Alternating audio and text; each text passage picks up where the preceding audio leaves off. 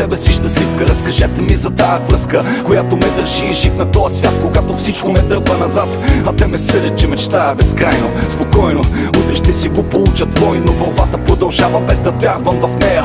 Прави ли ме по-добър това, че и се смея? Разкажете ми за тея, които умират толкова далеч за нищо. Прави ли ги по-добри частично? Успокойте ме, болката прави ли ни по-добри, когато ни напомня, че се раждаме сами? Човек осъзнал себе си тръгва на някъде, живял живот, който комплексира от всякъде. Събира сили и прескача оградата. Къде е наградата? Моя съдба, как да накараме едно за миг да спре моя душа. Чуваш ли как горя съм, още държи живот, моя съдба.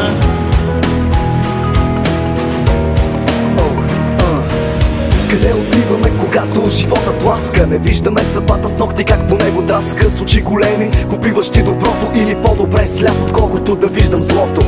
Ръцете слаби са, сърцето има сила, до теб смъртта да дойде и да бъде мила. И тя е връзката, която ни държи живи. Ако се учим от опита, дали ще сме щастливи? Това, което губиш днес, ще дойде утре. Отвори вратичката и виж, то ще бъде вътре.